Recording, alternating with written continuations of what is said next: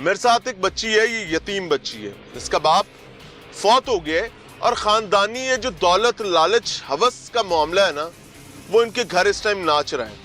इसका एक बैकग्राउंडर है, दादा के जानिब से घर आता है बेटे को, बहनें प्रॉपर्टी हिब्बा कर देती हैं। बहनें कहती हैं नहीं नहीं नहीं, सानू आपदा वीर सोना बड़ा प्यारा है, वो अपने भाई को दे देते हैं। भाई साहब लेते हैं, अल्लाह गरी के रहमत करे भाई को भी, वो उस मकान को गिराता है, वहां पर एक खूबसूरत आलीशान मकान बनाता है। मकान बन गया। अब ये जो बच्ची मेरे पास बैठी है, ये एक बच्ची है, एक इसका भाई है। वालिद इस जहाने फानी से कूच कर गए। वालिद के कूच करने के चंद दिन बाद पुपियां और पुपियों के बच्चे जो हैं वो घर पे नाजिल हो गए। वही पुपियां और वही पुपियों के बच्चे जिन्होंने इनको प्रॉपर्टी हिब्बा कर दी थी। और अब सिचुएशन ये है कि वो उस घर पर कब्जा करना चाहते हैं। और सिर्फ कहानी कब्जे तक की नहीं है, कब्जे से आगे कहानी ये उठती है कि माँ का अकलौता बेटा, बहन का अकलौता भाई इस टाइम जेल की सलाखों के पीछे है। क्यों? क्योंकि गली मोहल्ले से किसी दोस्त यार से वेपन लेता है, अपनी फुफोजाद भाई पर गोली चलाता है और वो गोली उसके पेट को छू कर गुजर जाती है, लेकिन अटेम्प्ट टू मर्डर में वो अंदर है।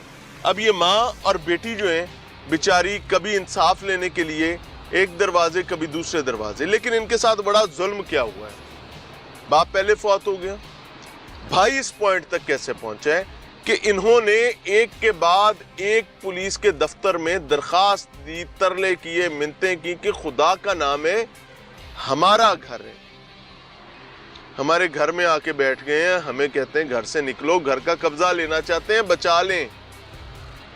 कोई कानून नाफिज करने वाला इदारा, कोई जिम्मेदार, तमाम लंबी तान के सोते रहे। और उसके बाद अब जो सूरत हाल चल रही है और पीछे जो हुआ है वो इस बच्ची से समझ लेते हैं। अस्सलाम वालेकुम बेटे। वालेकुम अस्सलाम। बेटे क्या नाम है आपका? हिफ्सा नासिर। बेटा आपके अब्बा कितना अरसा पहले फौत हुए? 2 साल हो गया उनको। 2 साल हो गए जी। तो क्या करती हैं आप? पढ़ रही हूँ मैं। क्या पढ़ रही हैं? 2nd ईयर में पढ़ती हूँ और ICS कर रही हैं, 2nd ईयर में पढ़ती हैं। लाला मूसा से आपका ताल्लुक है? जी। बेटे क्या मामला हुआ? मेरे भाई ने पहले जो फायरिंग की है, शुरू से बताएं, अब्बा की फौतगी के बाद से। पापा के फौत होने के बाद इन्होंने कुछ पहले तो हमारे साथ ताल्लुकात ख़त्म कर दिए थे। अब्बा के फौत होने के बाद जी, फूफो ने सारे ताल्लुकात ख़त्म कर दिए थे। उन्होंने कहा आप हमारे लिए मर गए, हम आपके लिए मर गए। आप लोगों की रिश्तेदारी भी हुई थी पहले अब्बा की ज़िंदगी में? नहीं नहीं। ठीक है। और फिर उसके बाद 3 माह पहले ये हमारे घर आते हैं, हमारे घर में आके कब्जा कर लेते हैं। मेरे भाई ने 15 पे पहले कॉल करता है जब आप लोग घर में ही थे जब ये आए? जी। अच्छा जी। हमारे किराएदार थे, इन्होंने उनको निकाल दिया, ज़बरदस्ती आके उनको कहा कि खाली करो। वो फिर चुप करके निकल गए और फिर इन्होंने वहाँ पे कब्जा कर लिया उसी ग्राउंड फ्लोर पे। और किराएदार इनके कहने के कितने दिन बाद वहाँ जाते हैं? इन्होंने शायद उनको फ़ोन किया था और वो फौरी सामान छोड़ के चले गए? सामान आधा ले गया, आधा उनका नीचे ही पड़ा है। अभी भी पड़ा है? जी पड़ा। अच्छा जी। फिर ये वहाँ पे भाई ने उस दिन 15 पे कॉल करता है जब ये आते हैं, तो पुलिस आती तो है लेकिन इनको निकालती नहीं है। फिर उसके बाद पुलिस ऐसे ही चली जाती है, इनको कुछ करती नहीं। फिर भाई 7 दिन तकरीबन निकाल के वो फिर फायरिंग कर देता है कज़न पे। इनकी आपस में भाई फायरिंग कर देता है कज़न पे? जी, बहस होती है इनकी आपस में, तो ग्राउंड फ्लोर के चक्कर। जी। और जब ये लड़ाई हो जाती है फिर मेरा भाई जेल चला गया था और अभी भी ये नीचे फिर कब्जे, इन्होंने अपना कब्जा जमा के रखा हुआ था। जी। आप लोगों ने अभी घर जाना है तो वहीं से गुजर के जाना है? जी। सीढ़ियाँ क्या है? हमारी सीढ़ियाँ अलग है ना, उन्होंने अलग है? हाँ जी। वो किराए वालों से अलग? जी। अच्छा, तो अभी क्या आप क्या कहते हैं? हम यही कह रहे हैं कि फूफो का ये कब्जा हाली करवा दें, हमें इंसाफ चाहिए। मैं यतीम हूँ, मेरी मदद की जाए। मैंने तो बहुत कोशिश की है इनको ख़त्म, यानी ये चले जाएं। हमने तो राज़ीनामे तक की कोशिश की है। राज़ीनामे की कोशिश भी की है? जी। आपकी फैमिली में कोई बड़ा मौजूद है? नहीं, सारे फौत हो चुके हैं। फूफो हो रही थे सब, बच्चे लड़के लड़कियां ही हैं सारे? अब क्या जी, कोई मर्द और नहीं है? नहीं। जो बड़ा हो, जो समझा सकता हो? नहीं है कोई। अच्छा, मुझे एक चीज़ बताएं, अल्लाह आपके लिए आसानी का मामला फरमाए। अभी आपके कजन्स नीचे ही रहते हैं? जी। कभी कोई आपको आते जाते किसी को झगड़ा वगैरह तो नहीं करते? नहीं, उन्होंने जब दीवार बनाई थी तब हमारा थोड़ा सा झगड़ा हुआ है। हमने इनको रोकने की कोशिश की थी तो इन्होंने रुके नहीं, इन्होंने बल्कि मुझे धमकियाँ देनी शुरू कर दी हैं कि हम तुम्हें मार देंगे, खबरदार, तुमने हमें रोकने की कोशिश की। फिर 15 पे कॉल की थी, उन्होंने आके ये रुकवाई थी दीवार। दीवार तो नहीं बनी? दीवार बन चुकी है, बस थोड़ी सी रह गई, एक ब्लॉक लगने वाला। अच्छा जी। तो पुलिस का रवैया? पुलिस ने पहले मदद की नहीं, लेकिन अब जो आए हैं वो थोड़ी कर रहे हैं मदद हमारी। क्या वाकई ही आपसे पुलिस से डिमांड करती रही है जी। या ये बात झूठ है? नहीं, ये सच है। क्या डिमांड करती रही है? उन्होंने मुझे कहा है, मैं जब पहले किसने कहा? नाम लेके बताएं। आबिद गुज्जर SHO था। आबिद गुज्जर SHO थाना सिटी लाला मूसा। सिटी थाना लाला मूसा। लाला मूसा सिटी थाना का SHO था जी। आबिद गुज्जर। जी। वो डिमांड क्या करता था? मुझे कहता है मेरे साथ चाय पे चलो और हम कार में बैठ के बात करेंगे, कार में बैठ के चाय पियेंगे। और फिर पैसों की भी उसने डिमांड की थी हमसे। 5 लाख की डिमांड की थी। इतने पैसे तो हमारे पास थे कोई नहीं। फिर हमने कहीं से मांग के इसको पहले 50,000 दिए, फिर इन्होंने एक और मेरे अंकल से बात करके 2 लाख रुपए उनसे हमारे थ्रू उन्होंने मांगे थे। फिर हमने अंकल से लेके इनको दिए थे।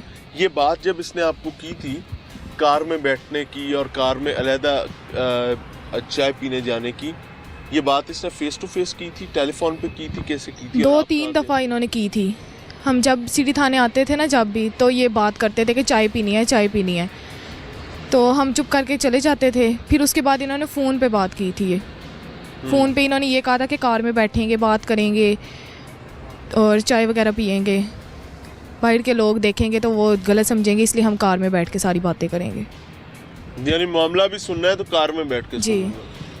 फिर आपका पर्चा नहीं हुआ क्योंकि आप नहीं। कार में नहीं बैठी साहब? नहीं पर्चा बाद में हुआ है। जी।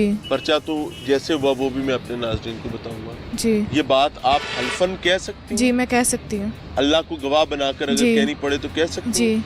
आपकी वालदा भी साथ बैठी, मैं जी, उनका भी मेरी सुनूंगा। वालदा भी गवाह है, वो साथ थी उस वक्त जब इन्होंने बात की। दे जरा वालदा को दे माइक। अच्छा, ऑनेस्टली बताऊं, उनको ना वो पठान फैमिली से हैं तो उनको उर्दू बोलने में थोड़ा प्रॉब्लम। ये क्या बात हुई है? असल जद भी आमदे से मुंह के करीब करें। उनके पास हूँ। उन्हें मेरी बेटी ने यह करना सी, तेरी बेटी बहुत खूबसूरत है, मुझे बहुत अच्छी लगती है। मैं मनु गुस्सा आता इस बात पर कि मेरी बेटी तो अच्छी लगती है, नहीं अच्छी लगती है, मुझको लगती है क्योंकि वो मेरी बेटी है। लेकिन अबद गुजर हर वक्त कद इनको कहता सी कुकड़, कद कहता सी मुर्गी मुर्गी मुर्गी। मैंने गुस्सा आता सी, मैं कहा मुर्गी तना ना खाकर मेरी बेटी है। आपकी बाजी, आपकी बेटी बहुत ही खूबसूरत है, आपकी बेटी बहुत ही खूबसूरत है, तो तुम मानो पैसे दो, इंज करो। मेरी बेटी ने मेरी शजेब बेटे को मैं अबद गुजर ने बहुत ज़्यादा मारा। किसको मारा? मेरी बेटे को, शजेब को। अच्छा। अबद गुजर ने फिर मेरी बेटी ने मुझसे बात की है आराम से, कह दिया मैं इनको पैसे दूँ, इनको पैसे नहीं देने, एक गन जालिम मुझे मार देंगे। मेरी बेटी को ऐसी जगह पर ऐसे चक्की मारती, जानवर चक्की मारते। फिर ऐसे में मारे सी, इस बहन ने ऐसे करके कहती भाई ये क्या हुआ, कहती चुप कर जा, ऐसे करके उन्हें अपनी शर्ट ऐसे आराम से ऐसे कर सड़ी। तो एक कौन सी मार बर्दाश्त करेगी? बेटा ये क्या मामला है ये बताएं, क्योंकि अब बात समझने में शायद मुझे प्रॉब्लम हो रहा है। भाई को मारते थे, कहते थे कि पैसे दो। हाँ।